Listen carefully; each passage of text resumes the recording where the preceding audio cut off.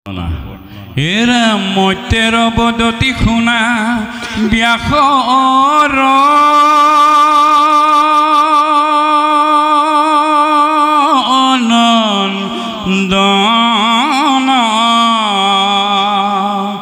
কপিল হৰিৰ পিতৃ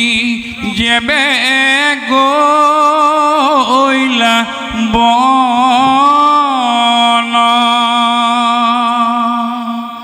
মাতৃৰ সাধিয়া প্ৰীতি পাছে ভগৱন্ত সেই আশ্ৰমতে কতো দিন আছিলন্ত নকৰন্ত কিছু কৰ্ম বসিয়া থাকন্ত জাতু তত্ত্ব পথ উদ্ভাৱক ভগৱন্ত ৰাম সেনয় পুত্ৰক দেৱী দেখি ৰংগমন ব্ৰহ্মাৰ বচন স্মৰি শুনি বুলিলা বচন দেৱসূতি বদতি নিয়ম শান্ত ইন্দ্ৰিয় পুখন্তে মই ভৈলো শান্ত ৰাম তজু অনুগ্ৰহে আৱে জন্মহি মা পাইলো এতেকে শান্ত চক্ষু তোমাক দেখিলো তমগুণে অন্ধ চক্ষু ইটো নৰসায় সূৰ্য যেন তাৰ অৰ্থে প্ৰকাশ ৰয় আৰু মোৰ মোহ দূৰ কৰিবে জুৱাই অহমৰ্ম ভাৱ তুমি আশা কৰাই তজু পাৱে হৰণলৈ লুহু কৰি হাৰ ভিতৰ সংশয় তজু ছেদন কুঠাৰ নমো নমো কপিল ৰূপ দেৱ হৰি প্ৰকৃতি পুৰুষ মুত কৈও ভাল কৰি মাটিৰ বাঞ্ছিত এহি শুনি কৃপাময় মনে প্ৰভু অভিনন্দা কৰিও আশ্ৰয় অল্প হাস্য কৰিয়া বুলন্ত ভগৱান শুনা প্ৰত্যুত্তৰ মাৱ হুয়া সাৱধান যি যুগ কহিছো পূৰ্বে ঋষি সমস্ত হত তাক আজি তজু আগে কৰিবু বেকত সি যুগ অধীন চিত্ত সংযমৰ জ্ঞান চিত্তে জীৱৰ বন্ধ মুখৰ নিদান বিষয় আখক ভৈলে আতিবদ্ধ হৈ মন শুদ্ধ জান ভক্তি বিনে আন নাই ভক্তি সে কল্যাণ পথ কহিলো বুজাই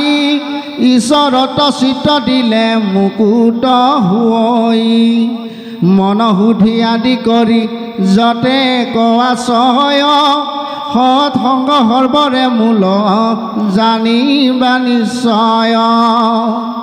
জীৱৰ দুৰ্বেদ্ৰ পাশ সংগ কৰয় কিন্তু দুৰ্জনৰ সংগ এৰিবে লাগয় সেই সংগ নিতে যদি কৰিয়া সাধুত মুখৰ দুৱাৰতে বেশুৱয় মুকুত সাধুৰ লক্ষণ আৱে কহু কৰি হাৰ শুৱয় কৰোণা চিত্ত চিত্ৰ সুহিত সবাৰ শাস্ত্ৰ অনুবৰ্তি শত্ৰু নাহি উতপন সুশীল গুণেৰে মাত্ৰ তাৰাখাভূষণ মুহূৰ্ত একান্ত ভাৱ ভকতি কৰন্ত মোত প্ৰীতি অৰ্থে ভাৰ্যা পুত্ৰ এৰিলন্ত এৰা মোৰ সুমংগল কথা কহন্ত শুনন্ত মুত মন দিয়া সবে তাপ এৰাই বন্ত তাৰা কবুলয় সাধু জানিবা আই তাৰাৰ সংগ তুমি পাৰ্থিবা সদায় এৰা আৰু মোৰ অখণ্ডিত বীৰ্য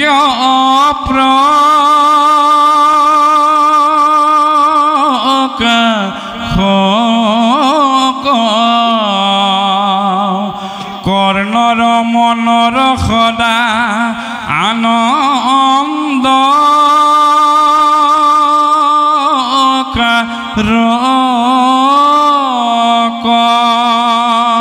ৰাম হেন কথা উপজয় সাধুৰ সংগত তাক যাৰ সাৱধানে শুনয়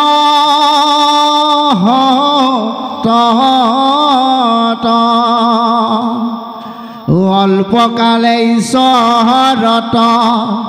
তাৰাৰ নিশ্চয় শ্ৰদ্ধাৰতি ভক্তি অনুক্ৰমে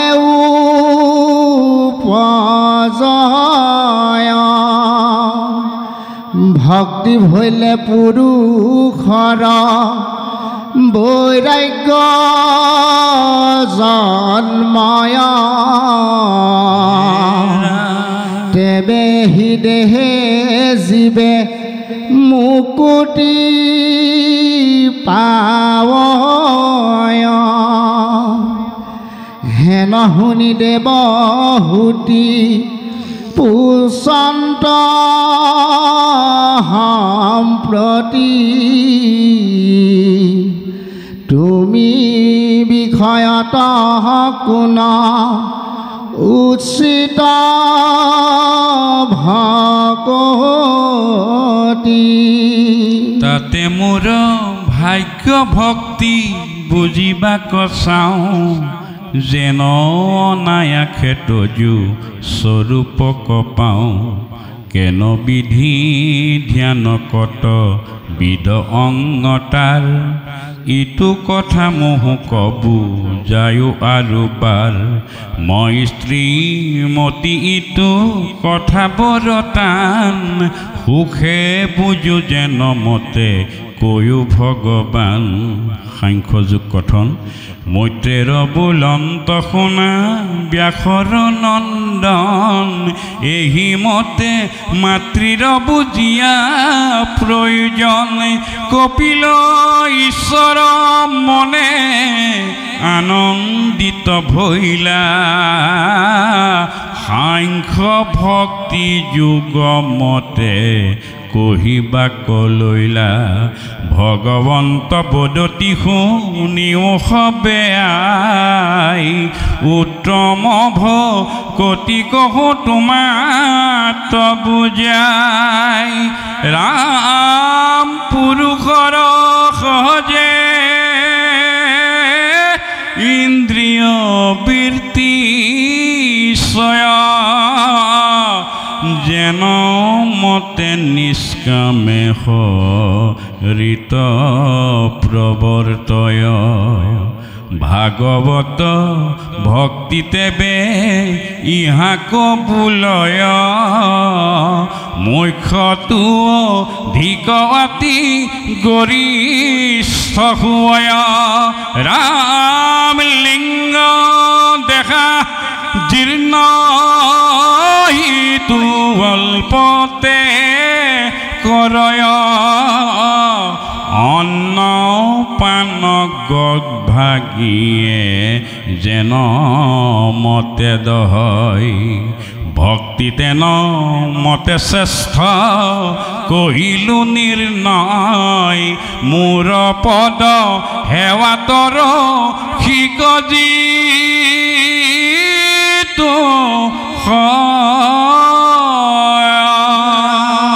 অখুয়া এৰিয়া অন্য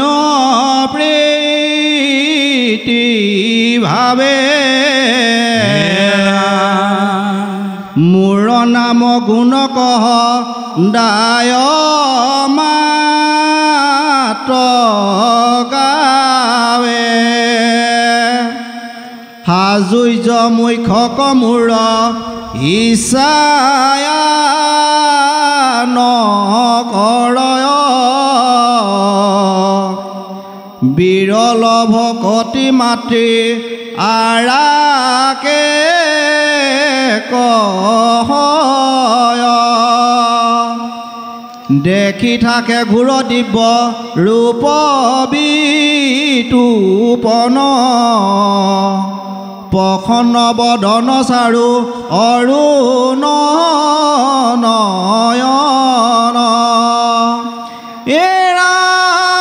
মই হমে কথা বাৰ্তা কহিয়া থাকয় মুখ্য আদি কৰি তিন্ন সমান গণয় মূৰ মনোহৰ হাস্য সুন্দৰ আলয় তাখম্বাৰ মন প্ৰাণ টানিয়া নয় এতেকে মুখ্যক যদি ইচ্ছা নকৰয় প্ৰভু পনু ভকতিয়ে তাহাক মিলাৱ ৰাম বিদ্ৰা গুচিলে আনো বিভূতি যতে ভকতৰ পাছে পাছে ফুৰয় পৈত্ৰেক যদ্যপিতে খম্বে তাক স্পৃহা নকৰয় তভু পুনু তাক ভকতিয়ে মিলাবই স্বৰ্গাদি লোকৰ সম বৈকুণ্ঠ নহয় তাত মোৰ ভক্ত হব আনন্দে থাকয় যাৰা সৰ্বভাৱে মোক ভজিয়া আছয় কাল চক্ৰে তাক নাখন কৰয় ইহ পৰ লোক সুখ ভাৰ্যা পুত্ৰ ছয় সমস্তকে এৰি যিটো মোহক ভজয় তাখম্বাক মৃত্যু সন্তে কৰোঁ মই মাল অভক্তৰ কদাচিতো নাহিকে বিস্তাৰ পৰম পুৰুষময় আত্মা জগতৰ মুক এৰিয়ানক ভজয় যিটো নৰ ৰাম তাহাৰ দুৰ্ঘোৰ ভৱ নোহে নিবাৰণ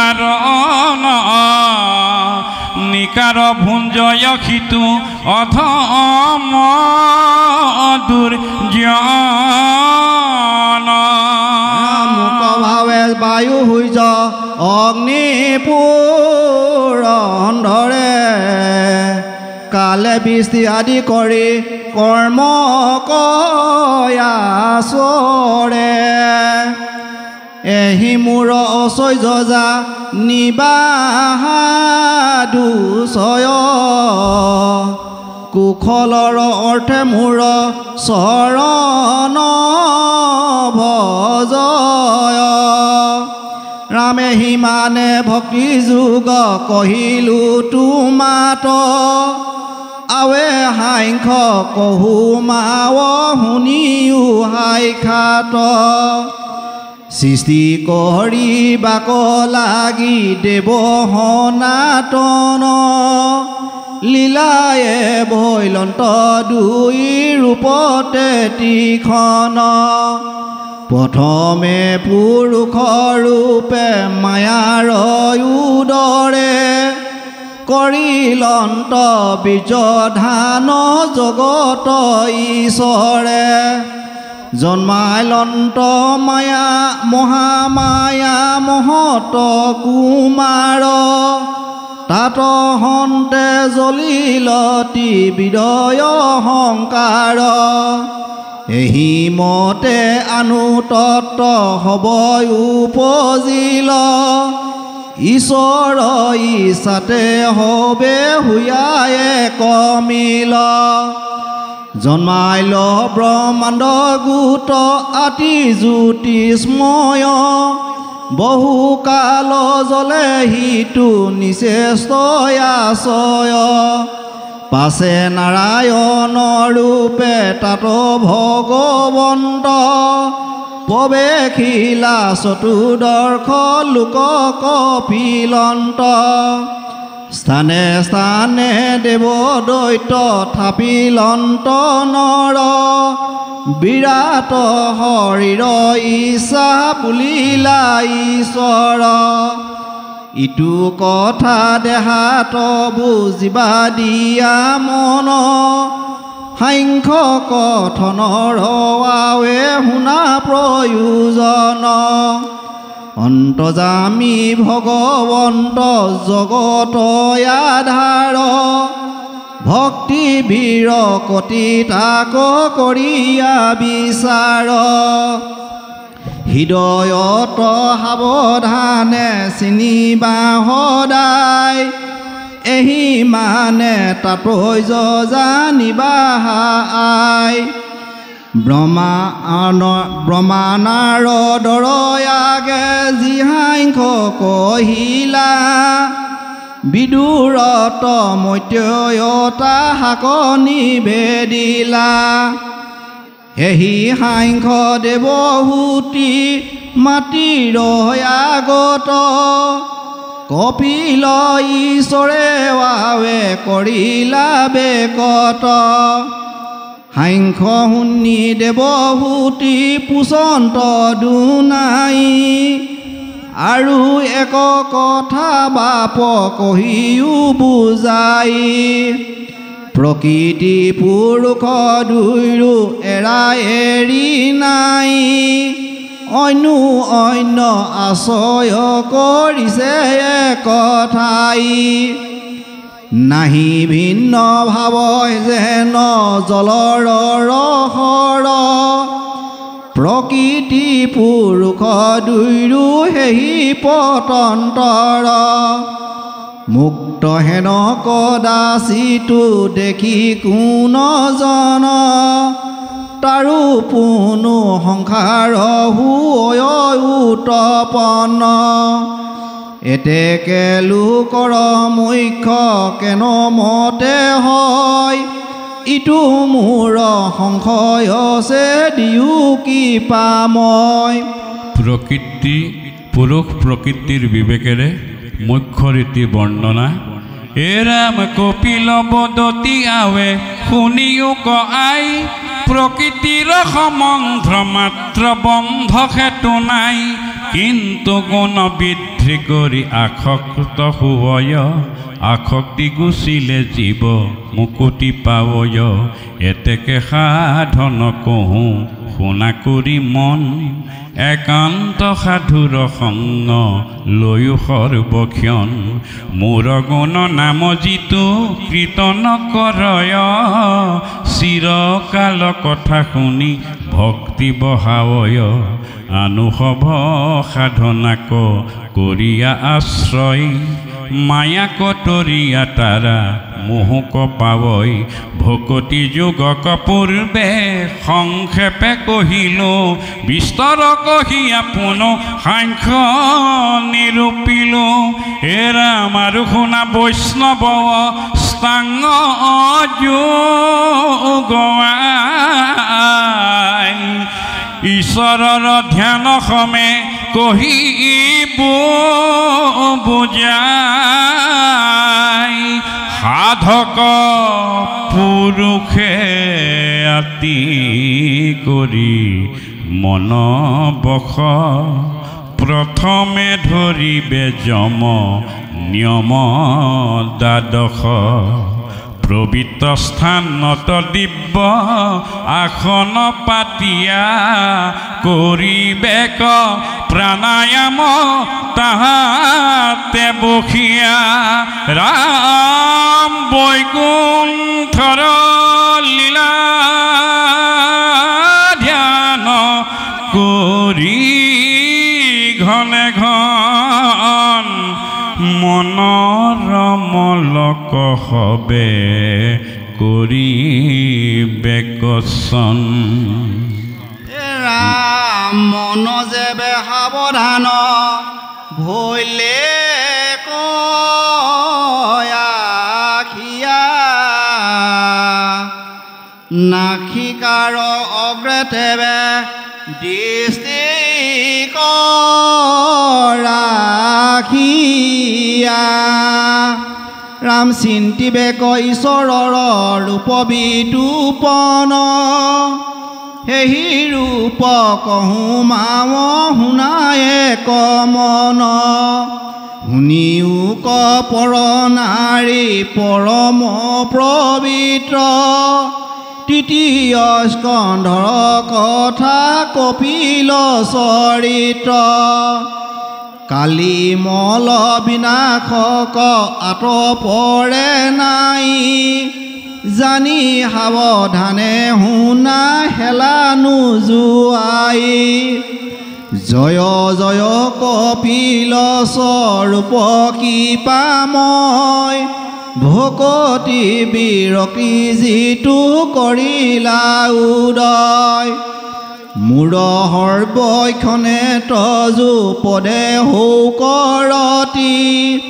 এহি কৃপা কৰা বাপ অগতিৰ গতি গোপাল চৰণে কহে গোবিন্দৰ দাস ৰাম কৃষ্ণ বুলি চলা গোবিন্দৰ পাশ ৰাম হৰি ৰাম ৰাম ৰাম স্বৰূপ জ্ঞান কথন লেচাৰী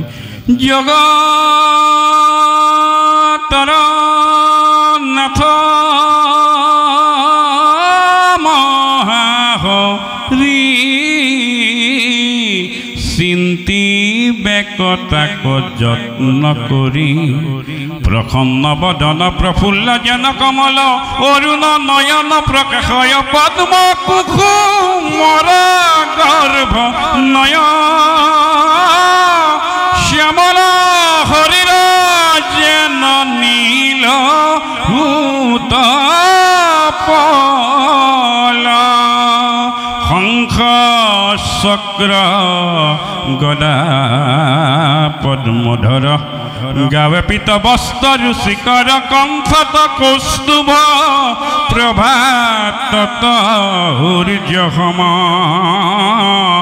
মকৰ কুণ্ডল কৰ্ণে জ্বলে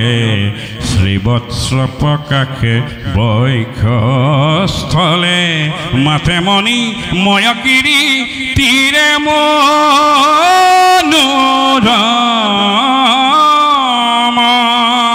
অমূল্য ৰত্নৰ গলে সাৰ বাহুত অংনদ চমৎকাৰ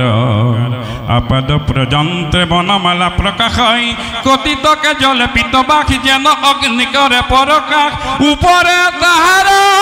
মেখলা আতি শুভয় উৰু দুই কৰি কৰণৈ চৰণে নুপুৰ জলকই অৰুণ বয়স প্ৰভু স্থিত সৰ্বক্ষণে সমস্তে লোকৰ মহেশ্বৰ দেখিবা কৱাতি ৰুচিকৰ